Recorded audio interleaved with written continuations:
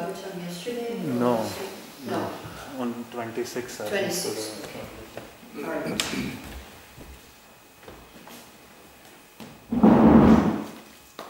Om Namo Bhagavate Vasudevaya. Om Namo Bhagavate Vasudevaya. Om Namo Bhagavate Vasudevaya. Om Namo Bhagavate Vasudevaya. Om Namo Bhagavate Vasudevaya. Om Namo Bhagavate Vasudevaya. We're reading from Srimad Bhagavatam, Canto 7, Chapter 7, Verse 26. What Prahlad learned in the womb. Ebistrivarnai paryastai. Ebistrivarnai paryastai. Buddhipedhai kriyot bhavai. Buddhipedhai kriyot bhavai. Svarupamatmano buddhye. Svarupamatmano buddhye. Gandharvayum ivan vayat. Gandharvayum ivan vayat. Ebistrivarnai paryastai. Ebistrivarnai paryastai. Buddhipedhai kriyot bhavai. Buddhipedhai kriyot bhavai. Svarupam atmano buddhye. Svarupam atmano buddhye. Gandharvayum ivan vayat. Gandharvayum ivan vayat. Ebistrivarnai paryastai. Ebistrivarnai paryastai. Buddhipedhai kriyot bhavai. Buddhipedhai kriyot bhavai. Svarupam atmano buddhye. Svarupam atmano buddhye. Gandharvayum ivan vayat. Gandharvayum ivan vayat. Ebistrivarnai paryastai. Ebistrivarnai paryastai. Buddhipedhai kriyot bhavai. Buddhipedhai kriyot bhavai. Svarupam atmano buddhye. Svarupam atmano buddhye. Gandharvayum ivan vayat. Gandharvayum ivan vayat. Ebistrivarnai paryastai. Ebistrivarnai paryastai. Buddhipedhai kriyot bhavai. Buddhipedhai kriyot bhavai. Svarupam atmano buddhye. Gandharvayum ivan vayat. Ebistrivarnai paryastai. Buddhipedhai kriyot bhavai. Svarupam atmano buddhye. Gandharvayum ivan vayat. Ebi, By these, by these, Trivarnai, Trivarnai, composed of the three modes of nature. composed of the three modes of nature. Payastai, Paryastai, completely rejected completely rejected due to not touching the living force. Due to not touching the living force. Bodhi, Bodhi of intelligence. Of intelligence. Vedai, Vedai. the differentiations. Differentiations. Kriyadudbhavai, Kriyadudbhavai. produced from different activities. Produced from different activities. Swarupam, Svarupam. the constitutional position. The constitutional position. Atmana, Atmanaha. of the self. Of the self. Buddhye, Buddhye. one should understand. One should understand. Gandhai, Gandhai, by the aromas. by the aromas, Vayum, Vayum. the air. the air, Eva, Eva. exactly like. exactly like Anvaya, Anvaya. from close connection. from close. Connection. Translation. As one can understand the presence of the air by the aromas it carries, so under the guidance of the Supreme Personality of Godhead, one can understand the living soul by these three divisions of intelligence. These three divisions, however, are not the soul. They are constituted of the three modes and are born of activities. Report. As already explained, there are three states to our existence, namely wakefulness, dreaming, and deep sleep. In all three states, we have different experiences, because the soul is the observer of these three states. Actually, the activities of the body are not the activities of the soul. The soul is different from the body, just as aromas are distinct from the material vehicle in which they are carried. The soul is unattached to material activities. This analysis can be considered by a person who is fully under the shelter of the lotus feet of the Lord. This is confirmed by the Vedic conjunction Yasmin Vigate Sarvamevam Vigatam Bhavati. If one can understand the Supreme Personality of Godhead, one can automatically understand everything else. Because of not taking shelter of the Lord's lotus feet, even great scholars, scientists, philosophers, and religionists are always bewildered. This is confirmed in Srimad Bhagavatam 10:2-32. Yenye Ravindaksha Vimuktamaninas Tayastapavad Avishut Abhutaya. Even though one may artificially think himself liberated from material contamination, if he is not taking shelter of the Lord's lotus feet, his intelligence is polluted. Stated in Bhagavad Gita 3:42, Indriyani Pranyakur Indriya Paramana Manasastu Parabuddhirya Buddhe Paratastu Saha. Above the senses is the mind, above the mind is the intelligence, and above the intelligence is the soul. Ultimately, when one's intelligence becomes clear through devotional service, one is situated in Buddhi Yoga. This is all explained in Bhagavad Gita. Dadami Buddhi Yogam tam yehamam ubhyanti te. When devotional service develops and one's intelligence becomes clear, one can use his intelligence to return home back to Godhead. Mukam karati vacharam akam lankate vinyati pantamam vande shivrahitanam Om Jnana Timranasya Gyananjara Shalakaya Chakshurminitam Yena Tasava Shivraveda. So in the last verse we heard about intelligence and how it is the best friend of the living being, and this verse explains how it is the best friend, because if we use these three divisions of intelligence under the guidance of the Supreme Lord, then we can understand the soul, the living soul, by the use of intelligence. So the body is like a machine, and it's covering the soul. Sankhya philosophy completely counts the elements and then separates them from the soul. So this is a little touch here of Sankhya philosophy in this chapter 7.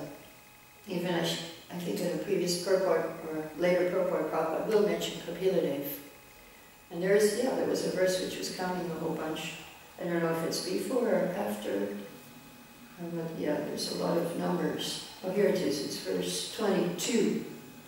8 separated material energies, 3 modes, 16 transformations, 11 senses, and 5 gross material elements.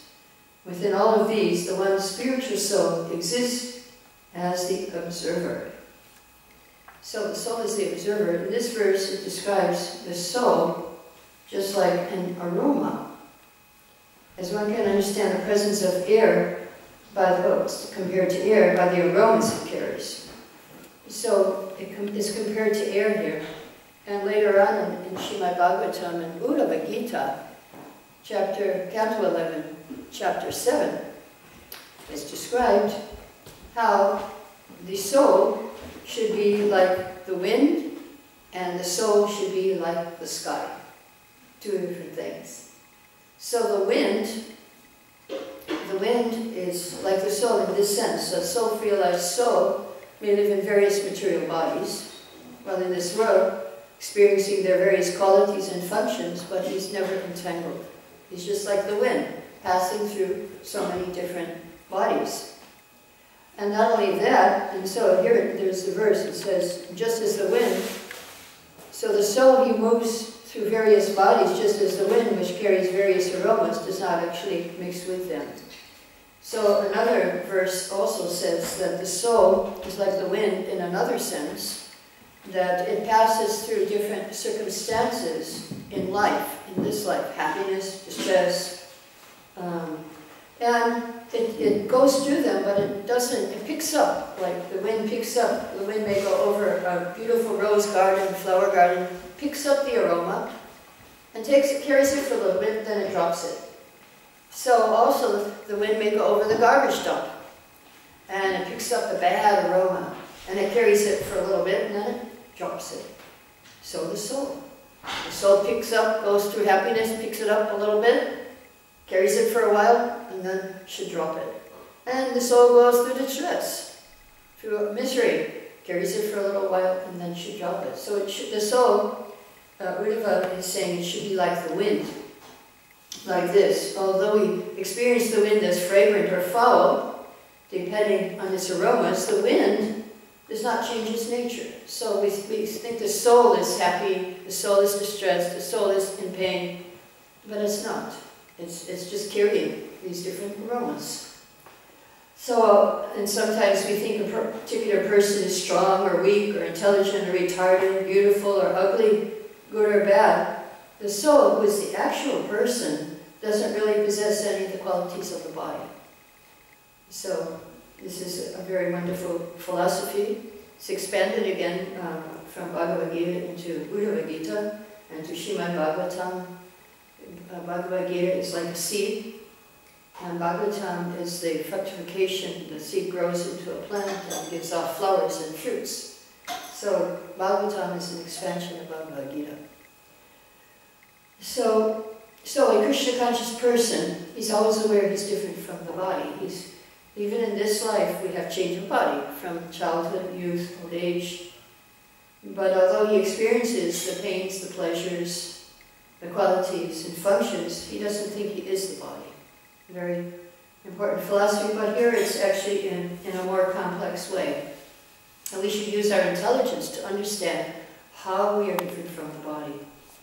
And this verse is an expansion of Bhagavad Gita, chapter 2. This verse, how you go from childhood to youthhood to old age. Dehinosmin yatade kumaram yovaram shana. So the devotee, he always understands he's a servant of Krishna. And he doesn't consider anyone to be his body. He's not entangled, therefore he's not entangled. So although the mighty wind blows clouds and storms across the sky, now we're going to change to the sky. Now how is the soul compared to the sky? In this purport, Prabhupada says, we have three states, that's wakefulness, dreaming, and deep sleep. And we have different experiences.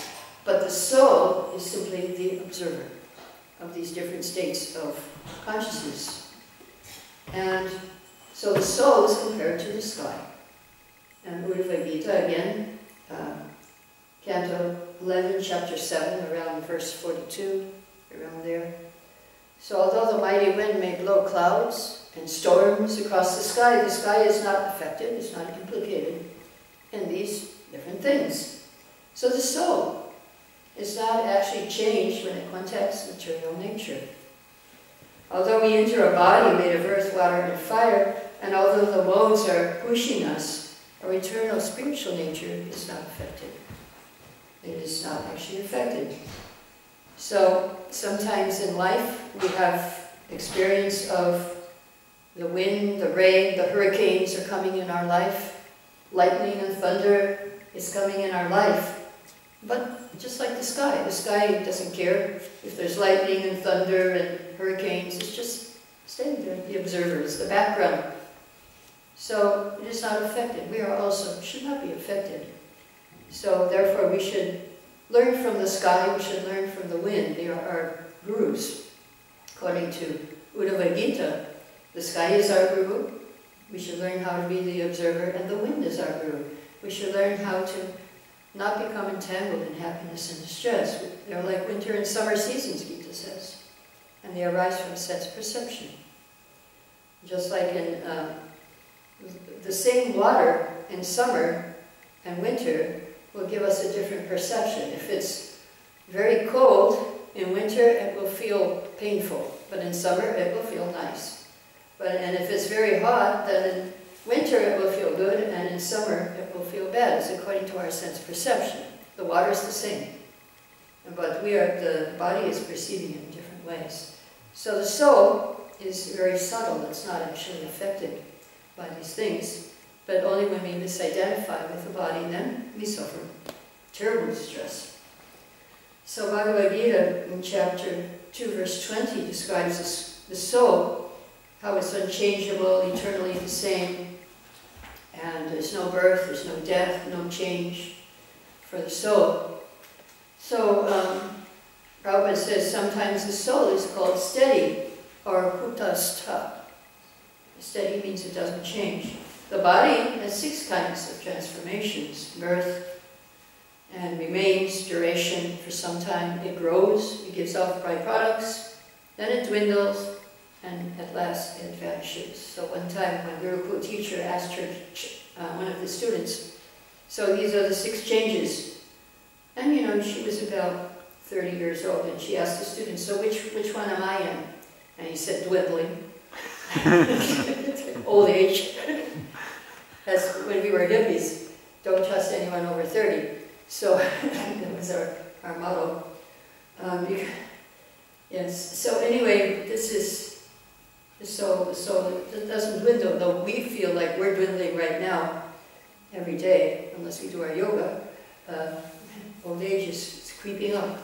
Now that it has already embraced us, jara. But because we're devotees, so we can tolerate and go on with our service. So there's disease. There's all kinds of disease. One devotee, not recently, maybe a couple of years ago in UK, she contacted swine flu. Swine flu was big a few years ago. And she was coming into the airport. So, of course, you know what happens when they catch you in the airport if you have one of these things, that she was quarantined in her house for a while because she had this. So, yeah, disease is there. Old age is there. We don't, of course, the soul doesn't become old, and so we feel like, you know, sometimes we forget, you know, I'm almost 70, but sometimes I run down the stairs, and but when I get to the bottom, I go, oh, my knees, oh, my back, you know, you just forget, you know, because you're not old, the body is old, but the soul is young. You just forget your age sometimes. I know one time I was in some swimming pool, I think it was in Finland. Yeah, it was in Finland, and I was, it was nicely swimming, and then there was this huge big slide, and I thought, let me go down this slide. Well, halfway down I realized, this is not a good idea. Yeah, you just kind of forget your age, because the soul is eternally young, and that is the proof, because when you get old, then you still feel like we feel like, I feel like the age I joined, 22. I joined this movement, so I feel like I'm about that age. Time stops once you join Krishna consciousness. It doesn't, I was just in, where was I? New Ekachakra. I was staying in one devotee's house. He had 3 clocks, and all of them had stopped. And it was the same time as last year when I visited. I said, well, in your house the time has stopped. The same time, once at 5:30, once at 7, once at 7 o'clock, once at 5:30, once at 11:10. Anyway, so time stops when you become a devotee. You're not affected by time. And so that's why sometimes you forget. So death also comes. Of course, it's not the same for the devotee as it is for the non-devotee. The devotees, they are very jubilant at the time of death because they're going back home to Godhead. The analogy is given just like a cat is carrying a rat. That's for the non-devotees. The cat carries the rat in its mouth. The rat is extremely terrified. Doesn't know where he's going. He knows what's going to happen. He's going to die. The cat is going to eat him alive. But he has no idea. But the kitten is like the devotee. The kitten in the mouth of Mother Cat. Feeling very secure, very safe. And he knows the mother is taking the kitten home, where the kitten belongs. Sometimes the kitten wanders, so the mother catches the kitten and brings him back, and carries the kitten in the mouth. That's how the cats do, carry the kitten in their mouth. So at the time of death, and will be carried in the mouth of Krishna. So here also there's another thing in this purport. Let's see. Now we talked about aromas. Okay. Oh yeah, I think it's in the verse. Anyway, it's talking about the soul is covered. And so you cannot see the soul. Soul is full of knowledge, but it's covered, so we cannot see, covered by this body. So there's a beautiful verse in the 10th canto and 20th chapter, which verse I don't exactly know. It's talking about the rainy season. Here you don't have a rainy season in Denmark, but if you go to India, there is a rainy season. And during the rainy season, the moon is covered by clouds, and so you cannot directly see the moon. Of course, I think up here you have clouds anyway, even if it's not raining. Useless clouds without rain. So then you can get the idea that sometimes the moon is covered by the clouds. But these clouds, when they cover the moon, then they start glowing. They're like, you see there's some light behind the clouds if they're not too thick. You can see a light glowing behind the clouds. So they're radiant with the glow of the moon's own rays. So in our material existence, we cannot directly perceive the soul, because our consciousness is covered by false ego. But it is the soul's own radiance, consciousness, that is illuminating the false ego. It's illuminating this body. And that's why we think the body is alive. We think the body is alive because the soul is inside. The body is dead, actually. You know you're carrying a dead body around, but you're making it alive because you're inside. The soul is inside, the body looks alive. Just like your coat, if you wear your jacket, it looks alive because it moves, it raises its arm, it can do so many things, your jacket. It looks alive. And actually it's just because you're inside the jacket that the jacket can move. So during the rainy season we can't see the moon because the moon is covered. But the clouds have the glow of the moon's own rays. So in our conditioned existence we cannot perceive the soul. So Gita describes that the energy of the soul is consciousness. And when the consciousness manifests through the screen of false ego, it appears like dull material consciousness. So there's no direct vision of the soul or Krishna. Of course, when you become a devotee, it becomes much brighter. As Prabhupada would always quote one Christian minister in the West, and he asked Srila Prabhupada, how are your disciples so bright-faced? Because we're happy in Krishna consciousness. So, one prayer in personified Vedas in the 10th canto, 87th chapter says, unless one becomes your devotee, he may be breathing, but he's not alive. So as there can be no sunshine without the sun, there can be no consciousness without Krishna. In 2nd canto, which chapter? I think it's the 2nd chapter. Prabhupada talks about how the body is just like flapping for a few days. It's just like waves in the ocean, flapping, going, and it will soon disappear. So this is the good news, that we are soul, we're made of Satchidananda, and the better news is that we're part of Krishna, and we belong to Krishna. So therefore, when we unite with Krishna, then we can be happy.